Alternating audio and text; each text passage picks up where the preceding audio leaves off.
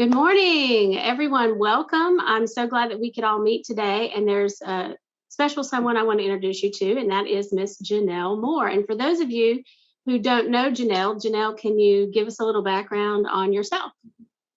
Sure. I was the executive director of the Capital Planning and Investment Control, or CPIC Forum, for 13 years.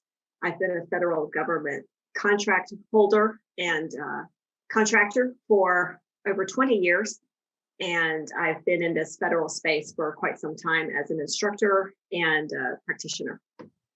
Well, we know, for those of us who know, you stepped away for a little while, and you've come back and you have a brand new little introductory thing that you're working on. So let me know, can you tell us a little about your new project? Sure. Well, when COVID happened, there was a pause in a lot of the instructor-led training that had been made available previously. And we have looked at different ways for a number of years to try to move this content online. And we finally cracked the code on something we think works. And we are now rolling out online training so that people don't have to pay a fortune to go fly up to DC and attend it in person. Well, that's amazing. I'm glad that the opportunity presented itself. Let me ask you, the particular training you're discussing, who is it for? Well, it's for folks that are either currently in project management, portfolio management, or capital planning roles, or folks that are looking to start a new career path. Okay. And I know that this CPIC, which is Capital Planning and Investment Control, is thrown around a lot. And for people who are not living inside the Beltway and don't know what that is, can you give us a little bit of a definition? Sure. So with taxpayer dollars being spent on stuff every year, over $80 to $100 billion a year is spent on information technology.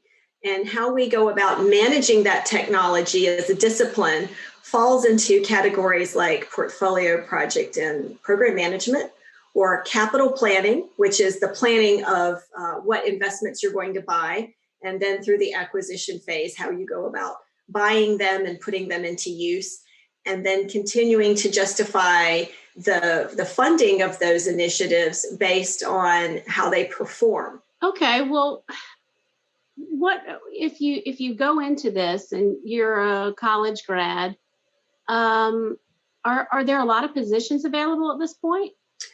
Yes, I came into this fairly young. When I found myself in one of these positions in my 20s, and I'm now pretty close to 50. And I can tell you that most of the folks that I worked with have retired, and there is more demand for these jobs than supply. And as a lot of the boomers are in their full retirement eligibility phase, we are seeing opportunities for folks to move into this career field at the junior, mid, and senior levels. But unfortunately, if you're coming out of college, this isn't taught in college. And unless you find a corporate sponsor or a federal sponsor to provide you thousands of dollars worth of training, there was no way to get this door open until now. Well, you've been in the career field such a long time. Did you always stick with just CPIC, or does CPIC lead to other things? Do I have some career growth there? So capital planning, when you're planning an investment, you have to learn something about the regulatory compliance. You have to learn about the budgeting process, how to plan a big investment, how to risk manage that investment. So you learn a lot of different things. Once you learn those things, people figure out that you're smart and knowledgeable. They start to open other doors for you. So capital planning, once you sort of learn the basics of it, you can find yourself eligible for a variety of positions in the federal government and in an area where there is high demand. Oh, wow. Like maybe governance, IT specialists, program analysts, things of that nature? Yeah, some of the examples of jobs that you might be able to do a keyword search on, like an Indeed or a Monster or a Career Builder, would include budget specialist, IT specialist, budget analyst, capital planner, IT capital planner, project manager, program manager, portfolio manager, financial analyst, a bunch of different jobs that all sort of tie together with the same core competencies. Oh, wow. So that really opens you up to a lot of different opportunities. Is this just a federal job? Can I do this somewhere else? Well, we're finding that NASCIO, which is the state CIO organization that represents all 50 states, has implemented a lot of these things at the state level. So it will open the door to federal jobs, government-wide, nationwide. It can open the door to state jobs. And the private sector, contractors support these roles. So you have large, medium, and small size businesses, even big 5 firms that looking to hire these folks. So thousands of jobs for learning these core basic modules that we're recording and offering. Wow. So there's a huge need and there's a lot of room to grow and there's a lot of availability. And I know for myself, I've looked at a lot of things on Indeed now, and with COVID, there are so many more remote positions available, even inside the Beltway where they weren't before. Absolutely that sounds true. really exciting. Absolutely true.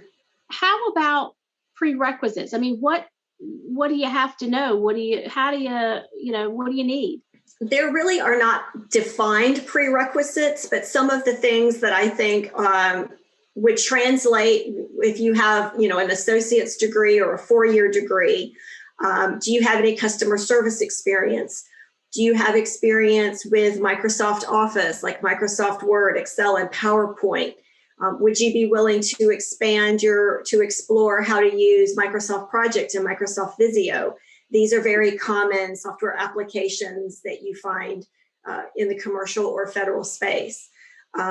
Probably not a significant criminal history if you want to be eligible for a clearance, whether it's a public trust or something that goes up into top secret or clearances that are compartmentalized in areas of the alphabet. Having a clean record is certainly going to help, and having a professional demeanor and a willingness to learn new things. Well, what kind of compensation can I expect though? Junior level analysts can come in the door anywhere from $40K to roughly $70K a year. Experienced junior analysts can command higher. We see mid-level salaries range in the 80s to about 130, 125, 130, somewhere in there. And then your senior analysts are making in the neighborhood of 150 up into 200,000 a year, with your benefits packages and your leave packages commensurate with your experience and any certifications or degrees that you have. Wow. I mean, even that starting salary for most parts of the country, that's pretty above average as far as salaries go, especially for just getting out of college. What type of personality and core values would someone going into this realm need? I find that you've got to be collaborative. You've got to be able to ask questions, and you've got to be able to facilitate discussions, because a lot of this is not incumbent upon you, a practitioner, to know everything about everything. You've got to be able to reach out to different people, gather data, engage in data calls, collect information, compile it, make sure it's correct. You got to make sure that your numbers add up and line up and fit into the fields and the systems appropriately. And really being able to follow timelines and meet deadlines. We have reporting requirements that are set forth by Congress and by the Office of Management and Budget. So we have a busy season and it's cyclical. So someone that can coordinate, facilitate, and get things done on time, those I would say are core skill sets to have and to be willing to build on.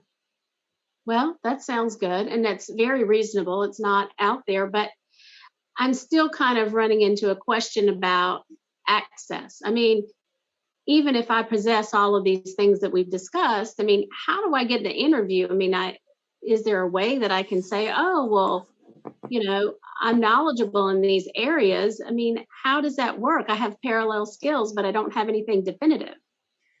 We have been dealing with this for a long time. We tried to create a year mentorship program in the CPIC forum to address this.